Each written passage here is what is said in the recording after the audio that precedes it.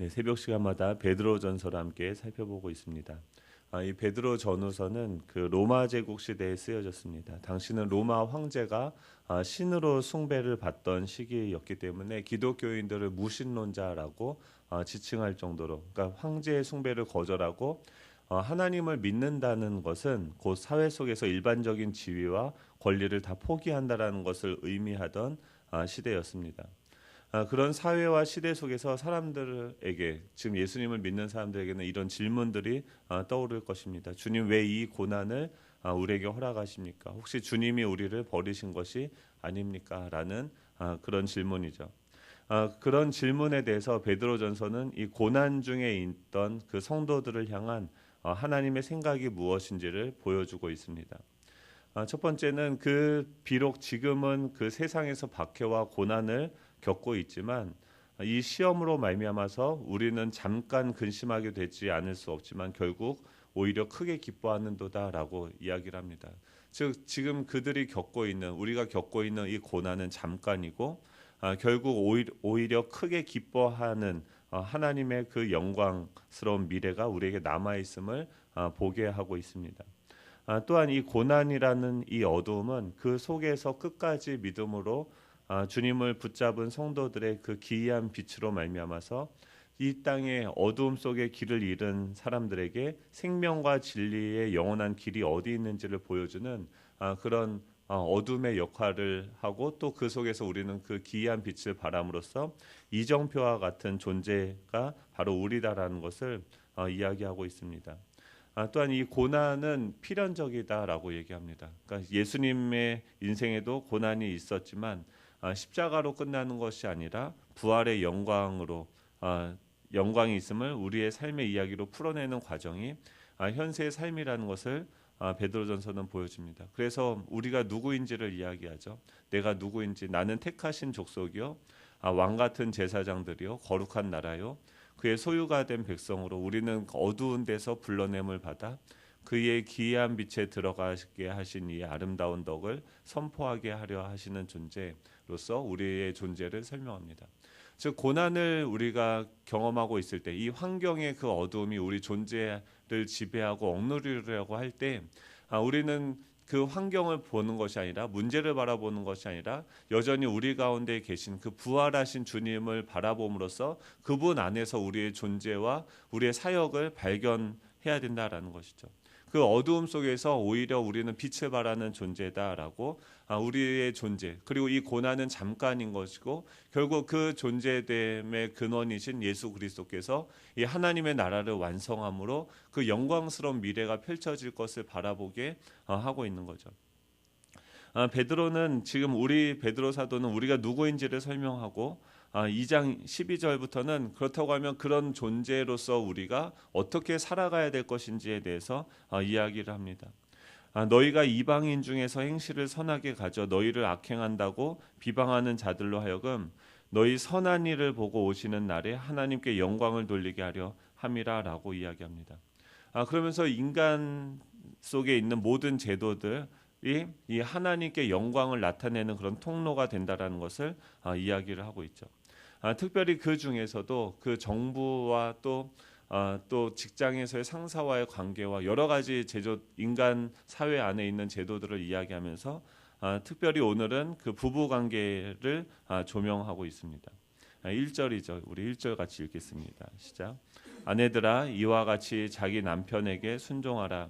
이는 혹 말씀을 순종하지 않는 자라도 말로 말미암지 않고 그 아내의 행실로 말미암아 구원을 받게 하려 함이니. 여기서 보면은 아내들아 이와 같이 자기 남편에게 순종하라라고 이야기를 합니다. 지금 시대의 사람들이 생각하기에 이거는 굉장히 구시대적인 발상이고 또 남녀 불평등을 조장하는 어떤 이야기가 아닌가라고 생각할 수 있죠. 하지만 이것은 성경에서는 분명하게 남자와 여자와의 역할을 구분하고 있습니다. 하지만 그것이 불평등이나 차별을 이야기하는 것이 아니죠. 성부, 성자, 성령 하나님은 각기 그 위격에 따른 그 역할의 차이가 있습니다. 성부 하나님은 성부 하나님의 역할을 하시고 성자 예수님은 성자 예수님의 역할을 하시고 성령 하나님은 성령 하나님의 역할을 하시는 것이죠.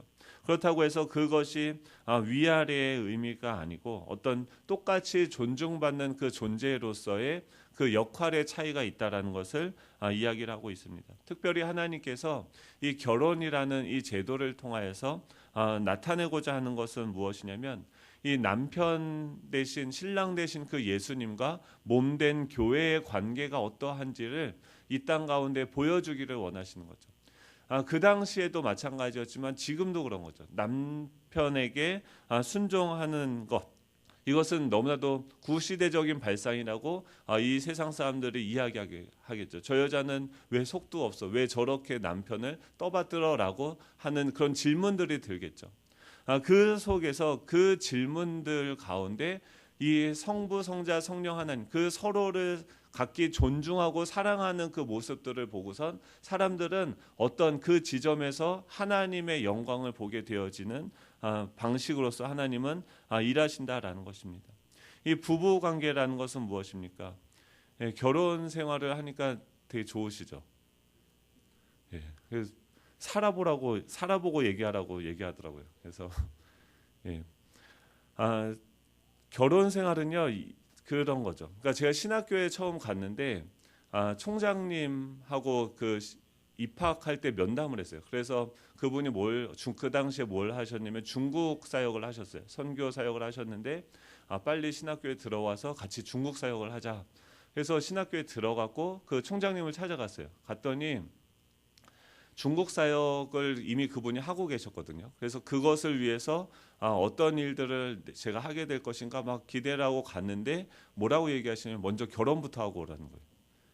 그래서 그 당시에 저는 어떤 식으로 이해를 했냐면 이 결혼을 하지 않은 미혼 총각의 사역자로서 미혼으로서 어떤 사역에 많은 제한이 있을 것이다. 그래서 결혼을 해야 된다라고 그 당시에는 받아들이고 그래서 결혼을 했어요. 그런데 지나면서 이 성경을 보고 연구하고 하면서 이 결혼에 대해서 알아가면서 알게 된 게 무엇이냐면 보통 저희들은 그 불특정의 다수를 사랑하죠.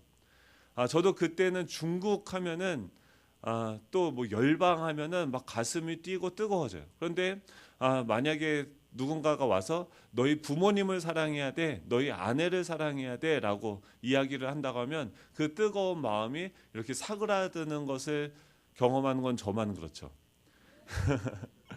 네, 그게 아니죠. 그러니까 결혼이라는 것은 무엇이냐면 우리는 어떤 불특정 다수 중국 선교를 해야지 하고 맨날 막 그렇게 열방을 놓고 기도하는 청년이 있으면 이렇게 와서 불러가지고 결혼부터 해보라고. 그건 뭐냐면 그 상상 속에 있는 그 사랑, 불특정 다수를 향한 그 상상적 사랑, 이상적인 사랑의 자리에서 결혼은 무엇을 합니까? 우리를 현실로 특정한 한 사람을 끝까지 책임지고 인내하고 품는 그 현실적인 사랑을 가르쳐주는 학교가 바로 이 결혼이라는 제도인 거죠. 그래서 그 하나님은 우리로 하여금 어디로, 그러니까 에베소서에서도 계속 이 교회의 영광을 보여주고 온 우주가 그리스도 안에서 통일되어질 것이다 라고 이야기하면서 어디서부터 그 사랑의 실천이 또 하나됨의 실천이 시작되어지냐면 부부관계에서부터 시작이 되어지는 거죠. 결혼 생활은 이 한 영혼을 사랑하라는 하나님의 부르심이라는 거예요. 1절에서 뭐라고 이야기합니까? 아내들아 이와 같이 자기 남편에게 순종하라. 혹 말씀을 순종하지 않는 자라도는 무엇입니까? 불신자거나 아니면 아직 그 하나님에 대한 그 로드십이 확실히 되어져 있지 않은 연약한 자인 거죠. 그라도 그 말로 말미암지 않고 말로는 다 하지만 말로 맘지 않고 그 아내의 행실로 말미암아 구원을 받게 하려 합니다라고 이야기하는 거죠. 이 결혼은 사랑이 무엇인지를 가르쳐줘요. 우리가 보통 생각하는 그 사랑은 무엇입니까? 무언가 내가 얻는 것을 사랑이라고 생각하죠. 그 사람에게 뭔가를 받고 무언가를 느끼고 경험하는 것을 우리는 끊임없이 추구하는 시대 속에서 또 그것이 사랑이다라고 이야기하는 사회 속에서 자라왔지만 비록 내가 얻는 것이 아무것도 없다 할지라도 그 한 영혼을 위해서 자신의 생명을 내어주는 것이 사랑이라는 것을, 또 그것을 왜 우리로 하여금 이 결혼이라는 제도를 통해서 가르쳐 주십니까? 예수님께서 그렇게 우리를 사랑하셨다는 거죠. 하나님이 세상을 이처럼 사랑하사라고 얘기하는데, 이처럼 사랑하사가 어떤 의미인지를 우리의 일생을 통해서 하나님은 경험하고 배워가도록 이 사랑의 크기와 넓이와 높이와 이 풍성함을 우리로 하여금 알게 하는 그 자리로 초청하는 것이 바로 이 결혼이라는 거죠. 그래서 주님은 이 베드로전서에서 지금 그 사회 속에서 고난과 핍박이 있는 그 사회 속에서 살기도 힘들어 죽겠는데, 그 아내들에게 그 한 남편을 복종하고 사랑하다 하라는 것을 명령하고 있는 거죠. 그리고 그것은 어떤 방식으로 이루어집니까? 2절부터 4절입니다. 우리 같이 함께 읽겠습니다. 2절부터 4절입니다. 시작. 너희의 두려워하며 정결할 행실을 봄이라. 너희의 단장은 머리를 꾸미고 금을 차고 아름다운 옷을 입는 외모로 하지 말고 오직 마음에 숨은 사람을 온유하고 안정한 심령에 썩지 아니할 것으로 하라. 이는 하나님 앞에 값진 것이니라. 아멘. 지금 뭐라고 얘기하냐면, 사랑을 하되, 남편을 사랑을 하되 여성으로서는 무엇을 요구하냐면 너희의 두려워하며 정결한 행실을 볼 것이다 라고요. 우리의 말을 보는 것이 아니라 우리의 행동을 보게 될 것인데, 그럼 우리는 그 행동을 통해서 무엇을 보여줍니까? 너희의 단장은 머리를 꾸미고 금을 차고 아름다운 옷을 입는 외모로 하지 말라라고 얘기해요. 단장하고 머리를 꾸미고 금을 차고 아름다운 옷을 입는 것들, 이것은 무엇입니까? 그것과 지금 무엇을 대조하고 있냐면, 외모와 단장과 이 숨은 사람, 또 머리와 금, 옷과 심령을 대조시켜서 지금 그리스도인인 그 여인이 갖추어야 될 것을 강조하면서 이야기하고 있죠. 외적인 것으로서 너희를 단장하는 것이 아니라 너희 안에 그 숨은 사람, 그 심령의 것으로서 그 남편, 그것이 우리의 행동으로 드러나게 하고 그것으로 남편에게 보게 하라는 거죠. 이 숨은 사람과 이 심령은 무엇입니까? 속사람의 이 마음은요, 그리스도와 함께 감추어진 그 생명이며 또 그리스도를 닮은, 즉 예수 그리스도, 우리 안에 계신 예수 그리스도를 우리의 삶과 그 언어를 통해서 보여주라는 거죠. 왜냐하면 이런 단장하고 뭔가 금으로 치장하고 이런 것들을 그냥, 그럼 믿는 사람은 화장도 하면 안 됩니까? 그런 의미가 아닌 거죠. 썩어 없어지는 그 일시적인 것을 통해서 하는 것이 아니라 영원한 것을 보여주는, 왜냐하면 이런 것들은요 세상 사람들도 충분히 보여주는 거죠. 눈썹을 어떻게 하면 잘 그리는지, 어떻게 하면 루즈를 더 이쁘게 바르는지, 어떻게 하면, 계속 유튜브를 봐도요 계속해서 그런 것들을 이야기하죠. 근데 그런 것이 아니라, 일시적이고 단편적인 그런 사랑이 아니라, 그런 아름다움이 아니라 진정한 아름다움, 하나님이 아름다운 분이신 거죠.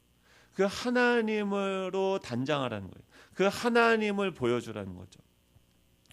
썩어질 것으로 말고 썩지 아니할 것, 그것은 무엇입니까? 온유하고 안정한 그 심령에 썩지 아니할 것으로 하라라고 얘기해요. 온유하고 안정한 그 심령을 이야기합니다. 이 온유하다, 안정하다라는 것은 무엇이냐면, 이 파도가 치는데 그 파도의 그런 어떤 동요에 흔들리지 아니하는, 마치 이 베드로가 그 바다에, 풍랑이 있는 바다에 배를 타고 가는데, 이번에 오두막이라는 그 영화 보셨죠? 거기에 보면은 그 주인공이 배를 타고 갑니다.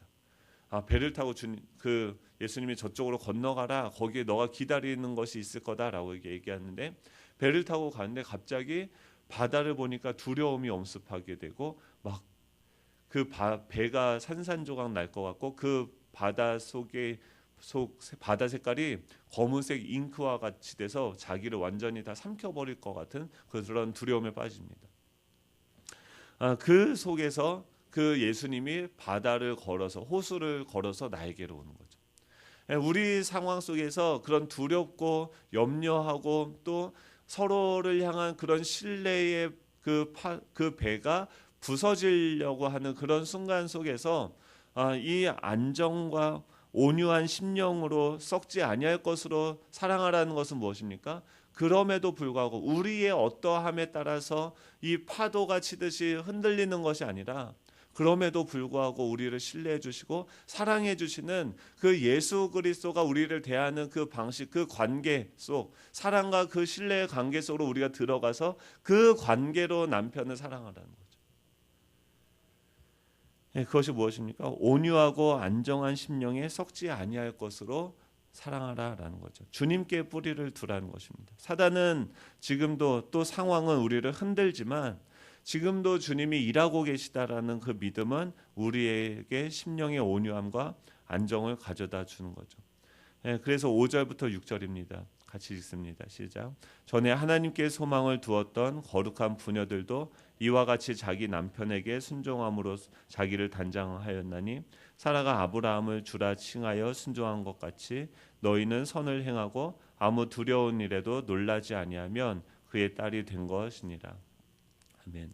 하나님이 왜 우리를 아내의 자리에 두게 합니까? 결국은 하나님을 더 신뢰하고 하나님을 더 알아가게 하는 거죠. 그래서 이 사라가 아브라함을 주라 칭하여 순종한 것 같이 너희는 선을 행하고 왜 주라고 칭하지 못하고 자기 의견을 계속해서 주장하며 자기가 주가 되려고 합니까?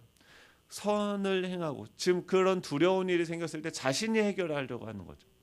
그것이 아니라 너희는 선을 행하고 아무 두려운 일에도 놀라지 아니하면 그의 딸이 된 것이다 라고 얘기하는 거죠.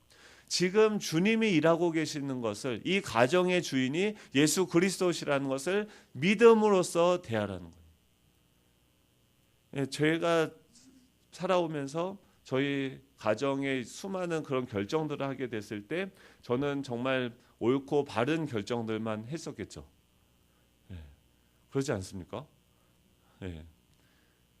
저희 아내는 다 저를 따라줬어요. 근데 제가 얼마 전에 알게 된 충격적인 사실은 무엇이냐면 저희 아내는 성향이 관계 중심적인 여인이세요. 그래서 이 사람을 거절하는 걸 못해서 그냥 따라왔더라고요. 그래서 그러면 저가 선택한 그 선택에 동의를 한 거예요? 아니면 저를 선택한 거예요? 그래서 물어봤어요. 얼마 전에 그 결혼 세미나 가서 제가 드디어 저를 깨닫게 된 거죠. 그래서 물어봤더니 자기 사실 그때 그거 죽기만큼 싫었다고. 막 속이 뒤집어지는 줄 알았어요. 그럼 왜 그걸 따라왔냐 그랬더니 그래도 그냥 여보와의 관계가 깨어지는 거를 원치 않아서 그냥 따라왔다는 거예요. 근데 그래서 저희 집이 제가 봐도 무모한 선택이었고 좀 옳지 않은 선택들이 있었거든요. 근데 아내는 끝까지 저랑 함께하는 걸 선택한 거죠. 그래서 저희 집이 망했을까요? 잘 됐을까요? 잘 되고 있죠. 제 선택 때문에 잘 된 거 아니고 고생 진짜 많이 했거든요. 근데 그 저의 잘못된 선택인데 그럼에도 불구하고 그것을 합력해서 선을 이뤄가시는 하나님의 능력이 저의 연약함보다 큰 거를 알게 된 거죠. 이 하나님이 함께하고 계시기 때문에 남편을 주라 칭하면서 그냥 따라갈 수 있게 되는 거죠. 그렇다고 남편 뜻대로 됩니까? 아니죠. 이 가정의 주인은 예수님이기 때문에 예수님의 뜻대로 되어진다라는 거죠. 남편들에게도 또 이야기를 합니다. 7절이죠. 같이 읽습니다. 시작. 남편들아 이와 같이 지식을 따라 너희 아내와 동거하고 그를 더 연약한 그릇이요 또 생명의 은혜를 함께 이어받을 자로 알아 귀히 여기라. 이는 너희 기도가 막히지 아니하게 하려 함이라. 또는 그 아내를 더 연약한 그릇같이 여겨 지식에 따라 동거하고. 그렇죠. 여기서 남편들에게는 뭐라고 얘기하냐면 이와 같이라고 얘기하는데 그 결혼 관계를 이 세상의 제도적인 것으로 보는 것이 아니라 이 하나님께서 세우신 질서로서 인식함으로써 아내를 바라볼 때 더 연약한 그릇이다라고 연약한 그릇으로서 봐야 된다라고 얘기합니다. 그런데 여기서 더 연약한 그릇이라는 것은 지적이나 어떤 도덕적인 연약성이 아니라 육체적인 연약성을 가리키는 거죠.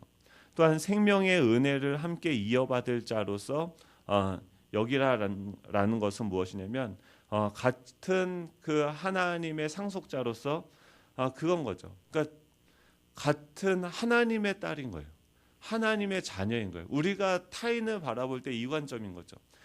저 사람이 정말 싫고 미워하는 사람이 있는데, 정말 부족한 사람이 있는데, 저희들도 자녀를 낳으면 자녀가 많지 않습니까? 많죠. 근데 첫째, 둘째, 셋째를 보면 다 다르고 누구는 더 연약하고, 아담이 가인과 아벨을 봤는데 그 가인도 누굽니까? 자신의 아들이고, 아벨도 누굽니까? 자신의 아들인 거죠. 우리가 볼 때는 가인은 정말 나쁜 놈이고 죽어 마땅한 그런 죄인이지만, 하나님의 입장에서 보았을 때 가인은 어떤 존재입니까? 자신의 아들인 거죠. 그래서 가인에게도 하나님은 표를 주셔서 그가 다니면서 사람들에게 몰매맞지 않도록 사람들에게 일반 은총, 양심이라는 것을 주시죠. 마찬가지로 이 아내를 바라볼 때, 그러니까 자신보다 더 연약한 존재를 바라볼 때 우리가 그를 대하는 방식은 무엇입니까? 하나님의 같은 자녀로서 하나님이 그를 어떻게 바라보시는지를 바라보고 대하라는 거죠. 나보다 더 나은 사람이어서가 아니라, 더 연약하더라도, 부족하더라도, 근데 사실 부족합니까? 여자가 재질이 더 좋다라고 얘기를 하던데, 그러니까 남자는 흙으로 만들었고 여자는 남자의, 아무튼 경험적으로 봤을 때 여성들이 더 나은 것 같지는 않지 않습니까? 모르는 거죠. 예, 근데 그 자를 봤을 때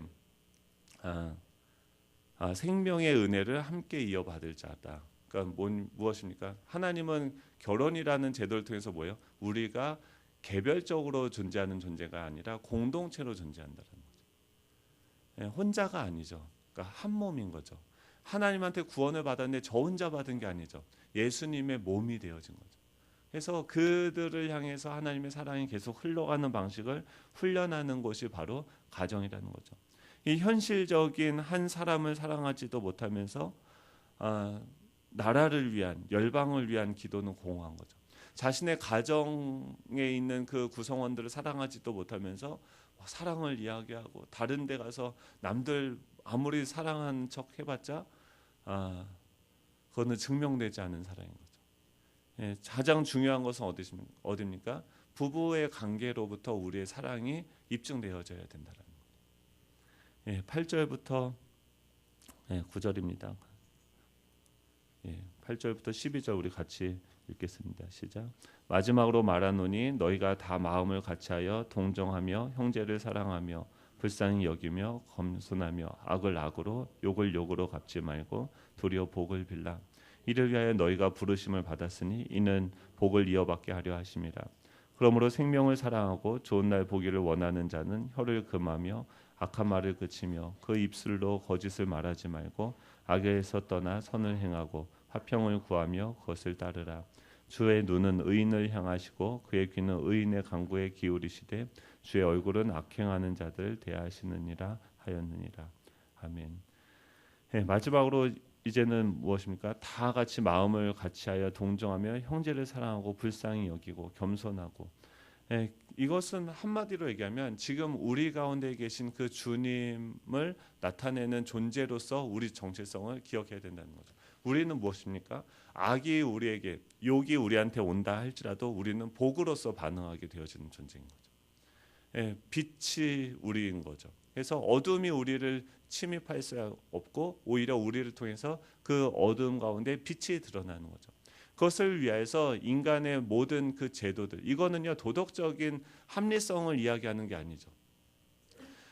그것을 뛰어넘는 인간의 어떤 제도, 합리적인 사고, 이런 것들을 뛰어넘는 그 하나님의 사랑을 나타내는 그런 존재로서 이 땅에 있는 모든 제도와 그런 관계들 가운데 살아가라는 거예요. 특별히 이 언어의 영역에서 영광을 취하고 하나님의 영광을 나타내고, 또 사람들과의 그 관계에서 이 화평과 그 영광을 구하라라고 이야기를 하는 것이죠. 그래서 그 주님의 눈은 누굴 보고 있습니까? 우리를 바라보시면서 또 그의 얼굴은 그 악행하는 자들에게 대하시는 거죠. 여전히 그 악행하는 자들도 누구입니까? 하나님의 잃어버린 자녀들인 거죠. 그들을 주님은요 구원하고 싶으신 거죠. 그들을 또 사랑하시는 거죠. 그래서 의인들 먼저 은혜를 너희들이 받았느냐? 그렇다고 하면 너희들을 통해서 너희들이 만난 그 예수 그리스도를 그들에게 보여주는 일을 너희가 하길 원한다. 그게 무엇입니까? 주님의 몸된 교회인 거고 저와 여러분인 거죠. 이 사명을 감당하시는 저와 여러분이 되면 좋겠습니다. 기도하겠습니다. 하나님 감사합니다.